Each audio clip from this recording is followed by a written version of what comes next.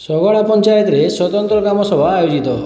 କଳାହାଣ୍ଡି ଜିଲ୍ଲା ଭବାନୀପାଟଣା ସଦର ବ୍ଲକ ଅଧୀନସ୍ଥ ଶଗଡ଼ା ପଞ୍ଚାୟତରେ ସରପଞ୍ଚ ଗୋବିନ୍ଦ ନାୟକଙ୍କ ଅଧ୍ୟକ୍ଷତାରେ ସ୍ୱତନ୍ତ୍ର ଗ୍ରାମସଭା ଆୟୋଜିତ ହୋଇଯାଇଛି। ଶଗଡ଼ା ସରପଞ୍ଚ ଗୋବିନ୍ଦ ନାୟକଙ୍କ ଅଧ୍ୟକ୍ଷତାରେ ହୋଇଥିବା ଏହି କାର୍ଯ୍ୟକ୍ରମରେ ମୁଖ୍ୟ ଅତିଥି ଭାବେ ଲାଞ୍ଜିଗଡ଼ ବିଧାୟକ ପ୍ରଦୀପ୍ତ କୁମାର ଦିଶାରୀ ଯୋଗ ଦେଇଥିଲେ। ଅନ୍ୟମାନଙ୍କ ମଧ୍ୟରେ ସମ୍ମାନିତ ଅତିଥି ଭାବେ ସଦର ବିଡ଼ିଓ ଚନ୍ଦନ ଭାଇ ଯୋଗ ଦେଇଥିଲେ। ଏହି ଗ୍ରାମସଭାରେ ଶିକ୍ଷା, ସ୍ୱାସ୍ଥ୍ୟ, ସମାଜସେବୀ, କୃଷି କ୍ଷେତ୍ରରେ କାର୍ଯ୍ୟ କରି କୃତିତ୍ୱ ଅର୍ଜନ କରିଥିବା ଛାତ୍ର ବ୍ୟକ୍ତିବିଶେଷ ଏବଂ ଏସ୍ଏଚ୍ଜି ମହିଳାମାନଙ୍କୁ ସମ୍ମାନିତ କରାଯାଇଥିଲା। ଏହି କାର୍ଯ୍ୟକ୍ରମକୁ ଥୁଆପଦର ପଞ୍ଚାୟତ ପିଓ ବାଲେଶ୍ୱର ନାୟକ ପରିଚାଳନା କରିଥିବା ବେଳେ ଶଗଡ଼ା ପଞ୍ଚାୟତ ପିଓ ରାଶି ମାଝୀ, ନାୟବ ସରପଞ୍ଚ, ୱାର୍ଡ ସଭ୍ୟା ପ୍ରମୁଖ ସହଯୋଗ କରିଥିଲେ।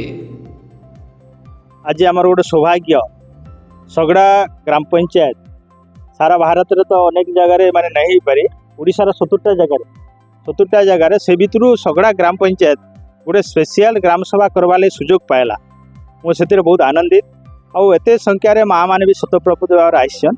आज मो भाषण माध्यम कहूली ग्राम सभा जहाँ सब डिसीजन होचे ताकू परवर्ती समय केमती सठिक रूप से कार्यकारी कर जहाँफल कि लोक मान भी आस्थाभाजन ग्राम सभा प्रति एवं आमर जो माने अधिकारी माने भी अच्छा सठिक भाव में कम लगे एवं यही जो ग्राम सभा आम समस्त को जदि हिताधिकारी मानक आम सामिल कर पार्लन कि कौन से काम को आम बात रहीगला ताकू परवर्ती ग्राम सभा केमती प्राधान्य दिज्व तार आलोचना करुले।